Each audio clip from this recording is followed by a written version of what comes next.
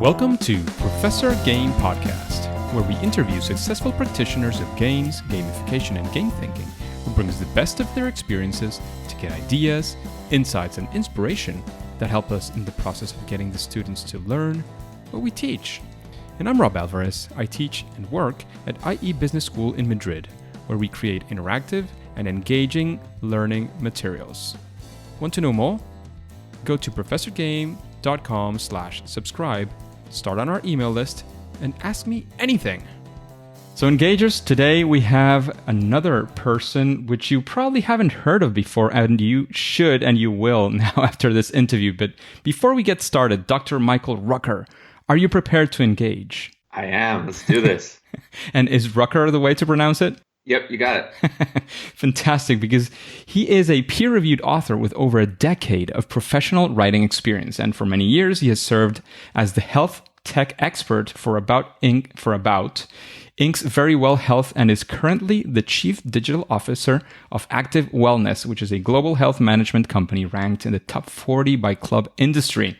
This year, he was also tabbed by HIMSS as a top 10 health influencer, and he has been published in academic journals like International Journal for the Workplace, Health Management, and Nutrition Research, and he has been featured in the Wall Street Journal, Forbes, CIO.com, and elsewhere.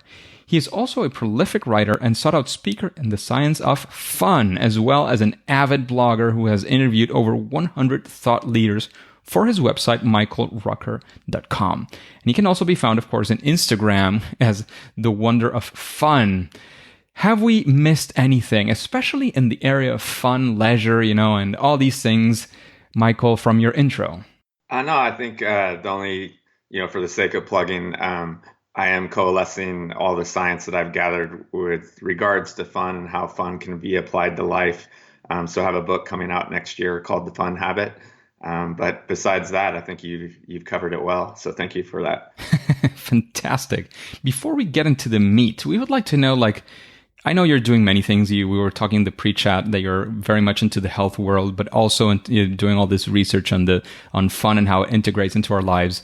We would like to know, how does, a regular day or week, what does it look like in a general day? What does it feel like to be Michael Rucker today? So that's an interesting question. I think, for a lot of us that, pay attention to how to quote unquote optimize our lives, we all have tools from our toolbox, and, some work well for a majority of folks, and then sometimes they're outliers. So for me, I definitely prescribe to the idea that we should have habitual behavior. I'm sure you've talked about on your podcast before, this idea of heuristics and how they help us sort of achieve more. But I do tend to think in a nonlinear fashion. So the way that I've mitigated my week is that I will pre-program what needs to get done in sort of time blocks, and then allow myself to take a modular approach to my week. So where many of my colleagues, it serves them well to sort of organize their day and know what that looks like and be able to answer a question like this. For me, it's more organizing my week about what needs to get done so that it's not, that I can't measure my progress at the end of a week, but doing it by the day tends to be folly for me. So that's the best way that I can answer that type of question discreetly. That sounds, we have in common near Eyal. That sounds kind of like indistractable, but not quite. So I'm guessing that you have some differences there as well. Well, it's funny because I just got to sit down. Near's a friend of mine. And so we were just in San Francisco together at the same conference last week. And we were chatting, as we often do, about behavioral science. And yes, he is a firm believer in time blocking. And time blocking works for a majority of the people.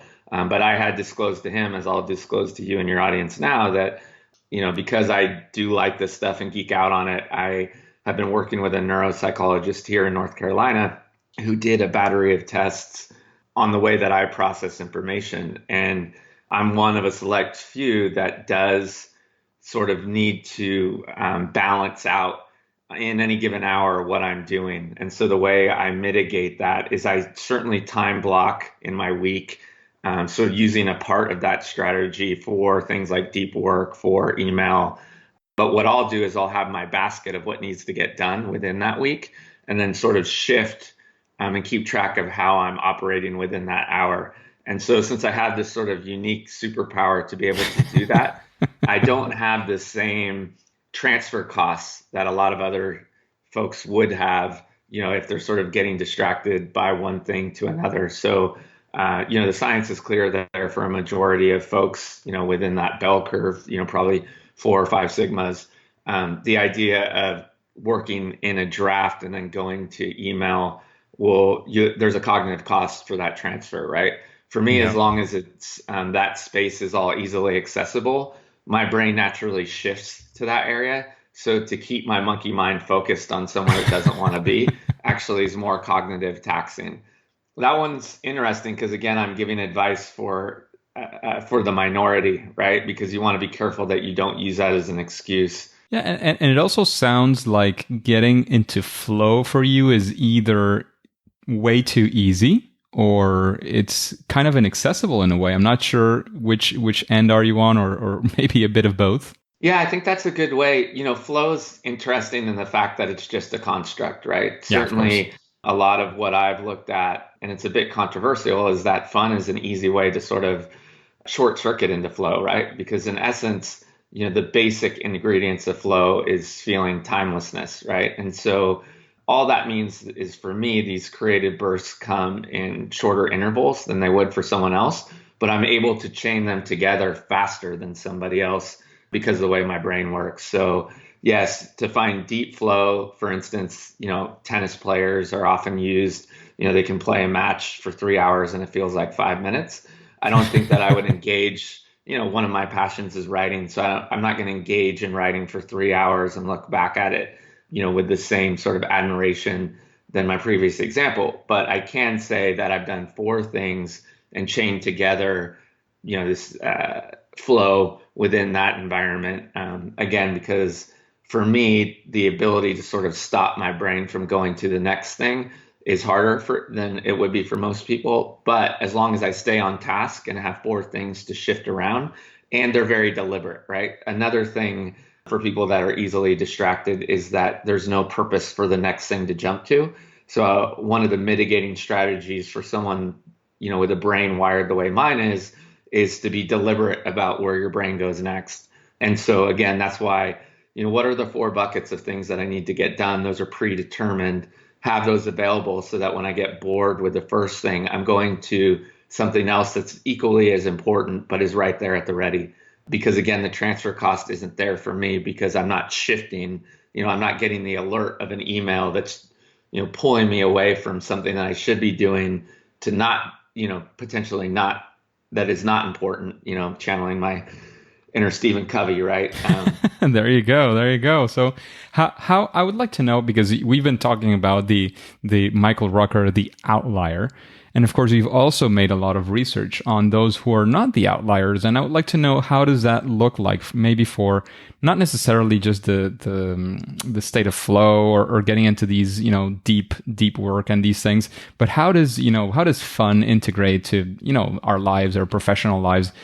What have you found in your research, of course, in a nutshell? Yeah, I appreciate that opportunity. So like all good researchers, generally you amass what's out there before you get started, right? And so one of the things that I found about 3 years ago, I think we mentioned it, in the pre-interview, I had a bunch of things get in the way of my ability to sort of find delight and joy. My little brother unexpectedly passed away. I was an avid triathlete and found out unexpectedly around the same time. Unfortunately, that was just a bit of bad luck, that I had advanced osteoarthritis that hadn't previously been diagnosed. That kind of condition kind of sneaks up on you. And so needed a hip replacement that, made it sense that surgery. I haven't been able to run competitively again. But up to that point, I had been a big believer in positive psychology. I was a charter member of the IPPA and certainly, disseminated a lot of information coming out of that consortium and still believe in much of it. But at that period of life, all these tools that I had at my disposal weren't making me happy. And so I, as a researcher, was like, there's got to be more out there, right? Generally, when someone that has a researcher faces a problem, the first thing they do is go to PubMed or scholar.google.com, right? And so I did that, and like a good researcher was like, wow, there's all this stuff about happiness that's come out of Penn and other institutions that create quite a bit of research on positive psychology, but no one's really looking at any action-oriented approaches, things like fun. And so what was out there was primarily stuff around childhood development and games. So I dredged up what was there and kind of started to piece it together myself and realized that if you do apply fun as an action-oriented approach to, pulling yourself out of despair, it tends to have a much higher efficacy than a lot of the things that we prescribe for people to go out and search out happiness, right? And I think intuitively, if you bring in things like system design, which you probably know really well through, because that parallels well with game theory, if you take this action-oriented approach and start measuring your gains, like how am I engaging more in life? How am I designing things so that I can find more and joy and delight in the things that I'm already doing? Then you distance yourself from that gap of like, okay, why am I not happy? And I'm here and I want to be there, which is really where despair lives, right? And you can completely circumvent that by taking this action-oriented approach. And again, that's why I had brought up the idea of flow really just being a construct defined primarily by Csikszentmihalyi, right? Where Yeah, happiness and absolutely. fun are really just words too. But at the end of the day, the way we're using them, especially here in the West, fun is this idea that we can go out and do things that bring us pleasure and that we have some agency to do that, where happiness is more of a subjective construct, right? Even the way that it's being studied, you need subjective instruments to be able to do that. And as such, if you optimize around happiness, you're kind of discounting a lot of evolutionary things that are part of our being, right? I think one of the biggest problems I have with this idea of optimizing for happiness other than fun is that you can't be sad. And so going back to my personal experience, I had been trained to optimize for being happy. And what I found, and I kind of stumbled on this finding, is that, wait, I should be able to be sad. My brother just died, but doesn't necessarily mean I have to wallow, in my bedroom or be full of despair. Like I can go out and do pleasurable things, which my brother certainly would have wanted me to do, and still, have this sense of sadness because right now something bad has happened. And so I think Yeah. that's, one of the major differences. Absolutely. And I think it's very important to be able to distinguish and to, I've also been a bit into meditation and these things for the past, I don't know, like year and a half. And, like letting it sink in and letting it, living that experience as fully as you can also lets you come out of it, because otherwise you'll always have that there, sort of happening but not happening, and realizing what's going on and like really feeling what you're feeling, I guess, is one of the ways of actually being able to overcome whatever is happening, right? Yeah, exactly. And then that idea that you have agency, I think, there's a lot of layers to this onion, but this idea that your mood is going to be your mood, right? And we're, depending on what researcher you believe, about 50% of that is out of our control, right? So ultimately, your biology is going to predisposition you to certain things. And so if the whole time you're reading that that you should be happy, or that happiness is an element, we've gone so far that we're treating it like GDP, right? In some areas of science, we're looking at whole countries and trying to decide, correlate what they do with this idea of Optimize happiness. for happiness. Correct.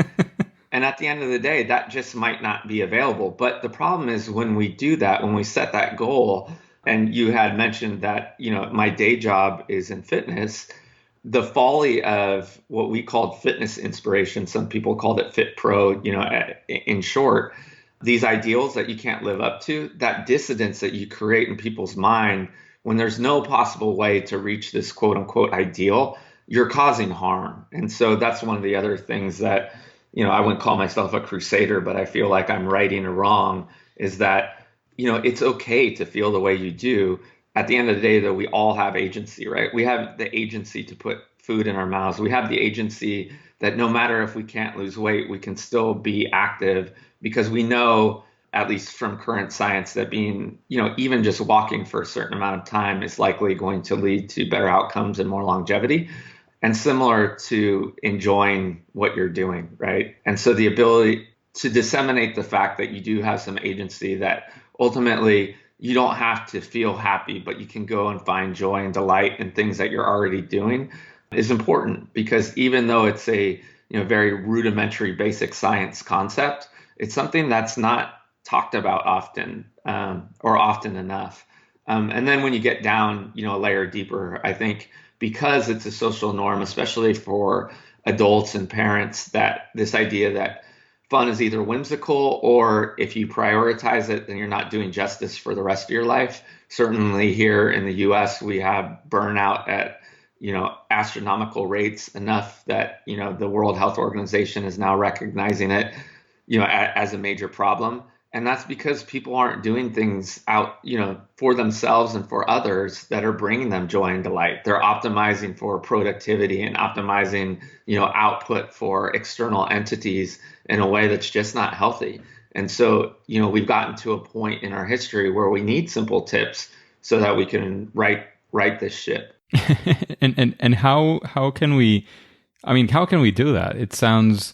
I mean, sometimes when you hear it, it sounds almost obvious for some people, but then when you sit down and get to it, how do you bring fun into the table? Yeah, so I think, the mechanisms there are really easy, right? Like most things, right? So similar to being healthy, right? Like eat right and exercise. Yet, there's so many podcasts and blogs and books about how to eat right and how to exercise right? So, and I think that's because there's not one single approach for anyone in that avenue. So similar to having fun, there's some basic tenets, but they're not being used enough that it is important for us to disseminate that, right? And one is to look, we have 168 hours in our week, right? And so this is sort of basic tenet of, any productivity exercise, but you can use those same mechanisms of a time audit in your week to look for opportunities where you're not really doing anything, and you could either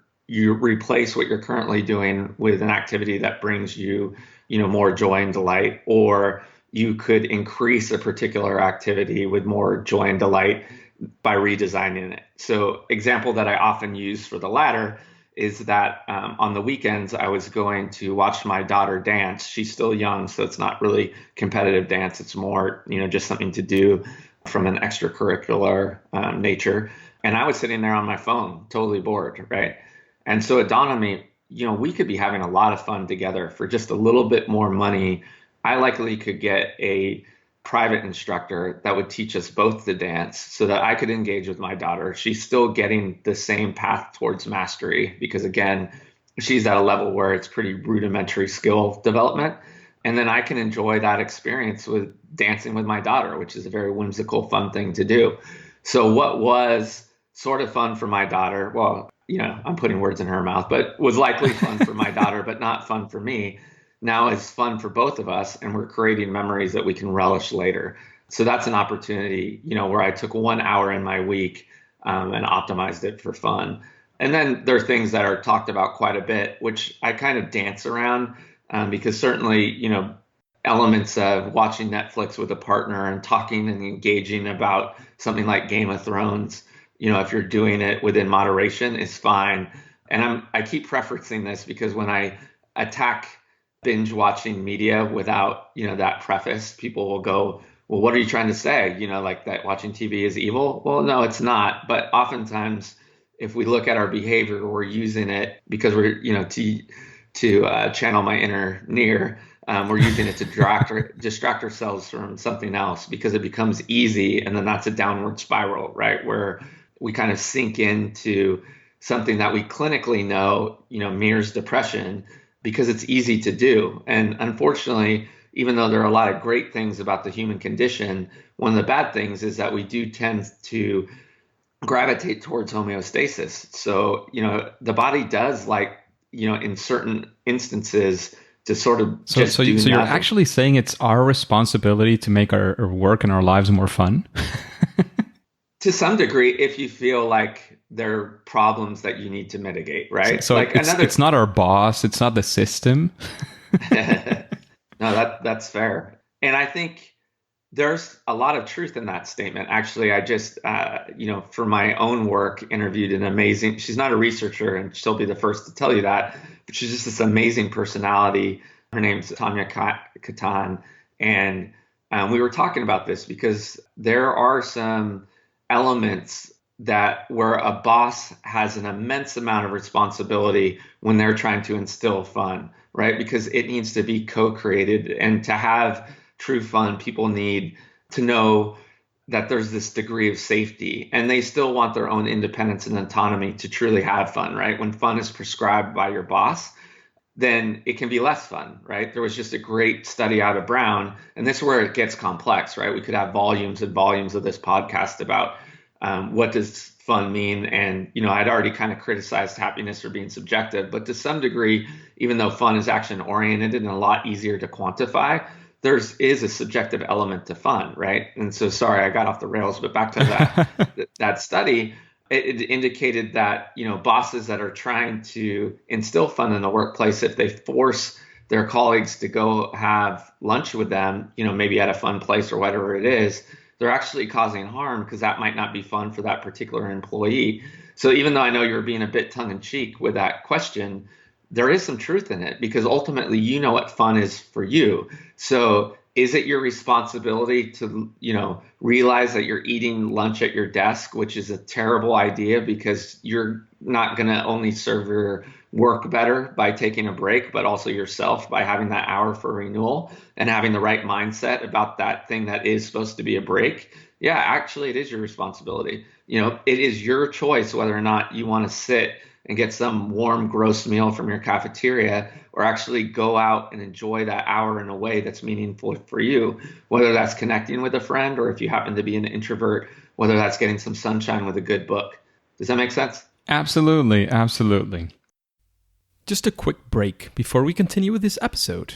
If you've been enjoying this podcast, I would really appreciate if you share it with your friends and family and on social media. On Twitter and Instagram, it's at RobAlvarezB and the hashtag ProfessorGame, all one word. And in Facebook, you can find the Professor Game page. Thanks in advance for your engagement. So Mike, we've gone down several rabbit holes and I've enjoyed it very much, but I would also like to know a couple of things about you before we let you go, because the first thing that we've been talking about is fun. And when, of course, sort of prescribing fun, is there something that you would say is sort of a best practice? We've kind of gone through that, but if you had to say one thing, of course, no silver bullets. We already mentioned that there's nothing that works for everybody, but is there some sort of, again, heuristic idea, something to think about that you think would always sort of improve our capacity to find fun, again, in life, in the workplace, wherever that is? Yeah, there's a lot of things to unpack there. So I think at the end of the day, you need to understand what is fun for you, right? There's this, if you boil down our emotions to sort of the essence, right? There's this idea of arousal and valence. Arousal being, high arousal is that you find enjoyment at a Rage Against the Machine concert, right?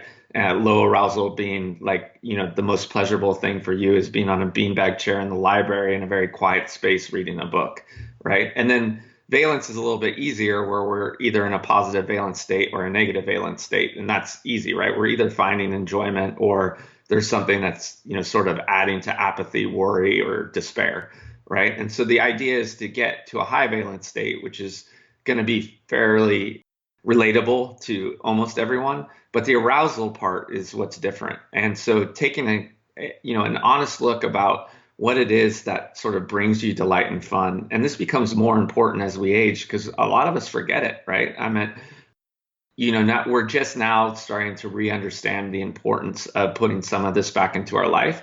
But if it's so far removed, a decade or more, you might not even remember what brings you fun, or you might have to relearn it, right? Because what did bring you fun in high school and college isn't necessarily what's going to bring you fun now. But understanding that so that you can reintegrate it into your life is super important. And then some more tactical ideas are this one study that I like to cite quite a bit out of UCLA. The researcher's name is Cassie Holmes. Is that simple mindset shifts, as woo-woo as that sounds, has been proven time and time again to mean, to make huge impact. So in her particular study, she took a sample group and asked them to simply look at their weekend as an opportunity for renewal by, envisioning it as a vacation rather than just 2 days off from work. And there were no other instructions, no tools given, simply just going to Saturday and Sunday, knowing that this is a vacation and not the weekend, right? And that had a huge impact on the way they viewed it, on the way they, treated their time, on what they did. So it didn't necessarily mean that they were giving up, the opportunity to do things outside of work, that you have to do, like mow your lawn or home improvement or things of that nature. Just so they had a better attitude, like, yeah, this is my time. And so a whole host of positive effect came from that simple mind shift. And along those lines, challenging simple norms. So one that I actually took from another author, Laura Vanderkam, is this idea that you might go out dancing on Saturdays because, you can only have fun on Saturdays as an adult. Like, Monday through Friday, we've been ingrained since we were 7, that those are school days or work days. No fun days. Yeah, exactly. Where, the opportunity to engage in this is available to you all 7 days. And so, another anecdote that I often bring out from my personal life is, my wife and I certainly fell victim to this. We didn't have any capacity within those 5 days. So what an opportunity lost, right? To do anything together. And again, I think this was in our pre-interview, so it didn't make the podcast, but we, you and I talked about being at sort of a pay grade where we're not going to get first class flights and things of that nature. And so I'm in the pay grade where I can't afford a full-time nanny, but we just sort of gave it, went that extra step and we're like, okay, so what can we do within our budget? And we realized we have the luxury of being in a college town, that we likely could get somebody, that we respected to play that part-time role. So we have someone come in 6 hours out of the week during the weekdays, and we go on a couple dates and do fun stuff during that 6 hours. The kids love this person. So instead of having to see their parents all the time, have this new fun person to engage with. And my wife and I get to reconnect, through partnership rather than, our roles as parents. And so, yeah, I think I gave you 3 good ones there. Quite a few best practices, fantastic best practices, I must say. And having, I know you heard a couple of interviews as well, having a vibe of what the whole podcast is about. Is there somebody, of course, aside from your friend Nir, who's already been around, is there somebody that you would like to listen to in an interview like this one in Professor Game? Yeah, I think so. I wrote down a few just in case, because I do part of fun is novelty and scarcity. So I wanted to make sure it's one that hadn't been mentioned before. But I think my favorite book of the year, I forget if it came out this year. I should know that because I've been recommending it. But is Annie Duke's Thinking in Bets. Has that been? Nope, definitely not. It's an amazing book, and I think you would love it. So I certainly would suggest you put it on your list. But she is a former professional poker player. And so the first half of the book, she makes the argument that life is more like poker than chess. This idea that, where chess always has a right move after, as you pass gameplay to the next opponent. Life is a lot more like poker, where there is a right decision, but oftentimes luck will make that right decision look like the wrong decision. And it's just an amazing kind of investigation on, how we bias our decisions and how that's interplayed into our day-to-day lives. So yes, Annie Duke, I recommend. Fantastic. And of course, you already mentioned her book as well, and that could be your recommendation as a book. But what book would you recommend if you had to recommend a book to the engagers, and why? Yeah, so Thinking in Bets is a great one. Another one that I really enjoyed this year was The Alter Ego Effect by Todd Herman. So he talks about creating a alter ego in certain fields of play. So for me, where I found value in that book is this idea of creating a persona that's not scared of public speaking, so that I can personify, this sort of leveled up version of myself when I go up on stage. but the toolkit that he provides in the book is very practical and would help, anybody that's sort of facing a quote unquote villain, within their field of play. So I would highly recommend that book as well. Oh, wow. And it reminds me so much of a past guest and friend as well, Andrzej Marchewski. I don't know if you've heard of him. Even Unicorn and even Ninja Monkeys Like to Play is his book. He's a fantastic gamification expert. And he's talked about, because his name is Andrzej Marchewski, which is a Polish last name, but he's British. And his Twitter and I'm guessing that as well, the Instagram handles and so on, is Dave Rage, or D Average, however you wanna read it. And it's kind of his alter ego.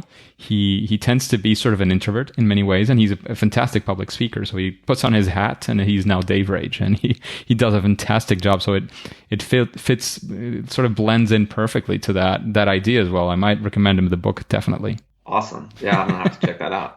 And what would you say is, on the same sense of recommendations, what would you say is your favorite game? So, past or present? That depends on you. So I'll go past, because even though it's got terrible reviews, not the game, but the movie. Do you remember the movie The Game with Michael Douglas? Which Sean one? Penn? It was called The Game. The Game. No, I haven't. So it was. I think it's just a fascinating concept. So in short, not to bore your listenership, it basically, Michael Douglas is trying to make a change in his life. And so I believe it's his son, Sean Penn plays his son, signs him up for this game that basically takes over his life. And so it's augmented reality before augmented reality.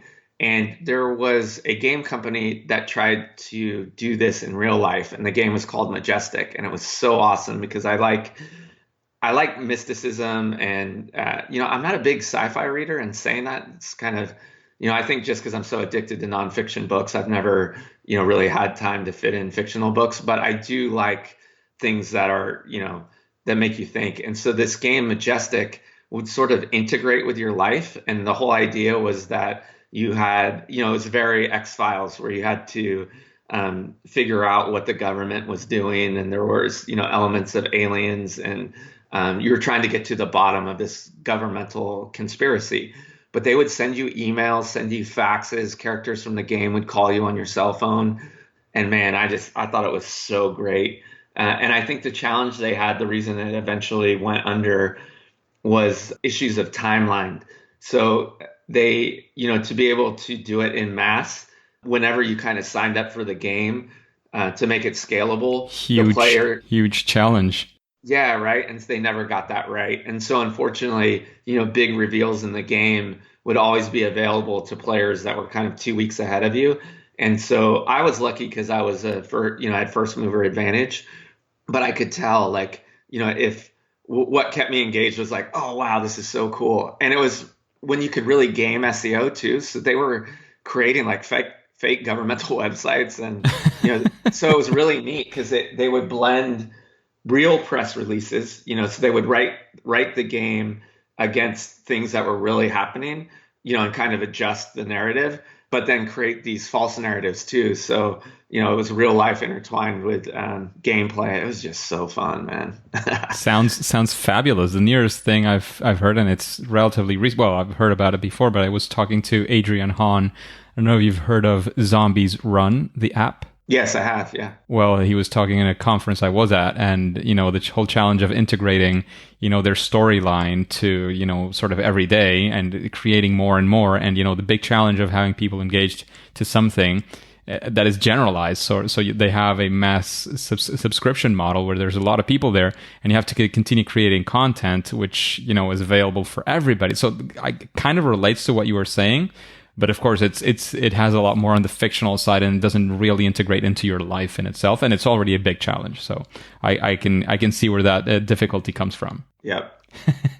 And what would you say is your superpower when creating fun, or finding fun for other people, or I don't know, researching for fun and leisure and these activities for general life? What would you say is that sort of sweet spot? What do you do best? Yeah, I think coalescing ideas is certainly has emerged as my superpower. This idea of borrowing from multiple disciplines of science, and especially because the body of research on fun is developing, pulling ideas that can help folks have more fun from different disciplines has seemed to be, what's levitating me as a thought leader in the space.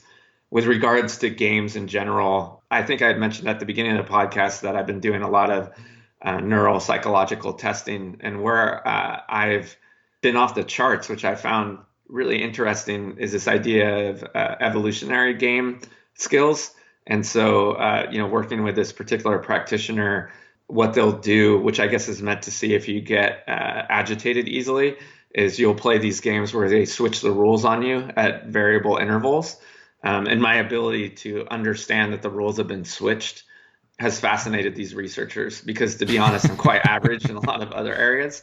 So to know that you have one area that you have a superpower, I felt, you're proud, right? Because you don't want to be, well, especially because, it is what it is. But yeah, so I found that interesting because I didn't know that about myself, but it makes sense. I mean, part of, where I found my sweet spot is the ability to adapt and adjust quickly to, things being thrown at me. And so, so the part of the concept of being average is that most of the people are part of that average. So the chances are, well, in most things, at least, we will be average, and that's fine.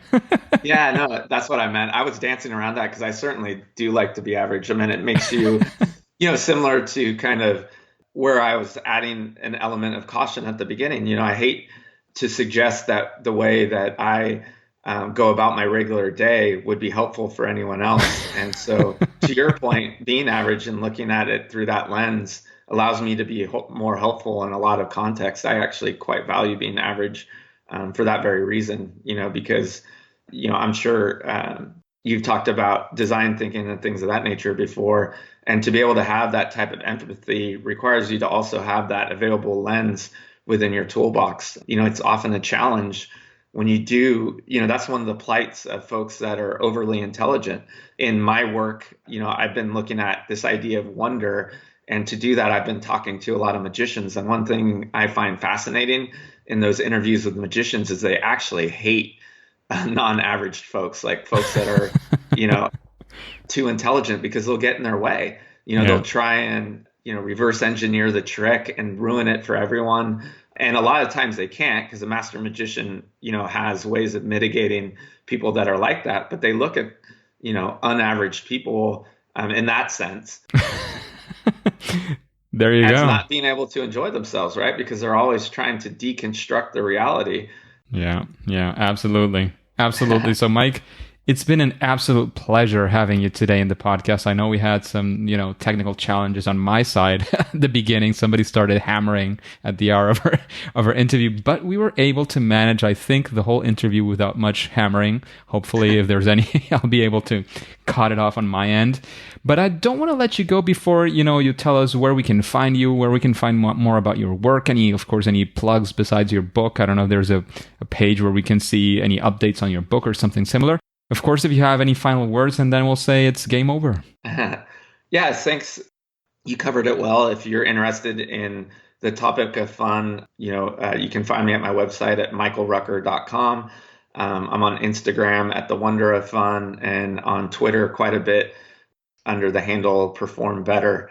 And hopefully if you like the idea of fun, my book's coming out next year. It will be called The Fun Habit, and would love you to read it if it interests you. Absolutely. Thank you very much once again, Mike. Great to have you. Fantastic. All these ideas and all these reflections we got today. However, for now and for today, it is time to say that it's game over. Engagers, it is fantastic to have you around. And, I've said it before, and I will say it always, because this podcast only makes sense with you. So I'd really like to connect with you on Twitter. That way we can communicate, we can exchange ideas. You can let me know, I don't know, if you have any guests in mind, questions, anything that we can help you with. You can find my Twitter account in professorgame.com/Twitter. I'm always sharing content on gamification, and as you know, especially on education. And don't click continue just yet. Are you curious? Are you interested in the world of storytelling? then you definitely have to listen to the next episode, and for that, you'll have to subscribe using your favorite podcast app, and of course, listen to the next episode of Professor Game.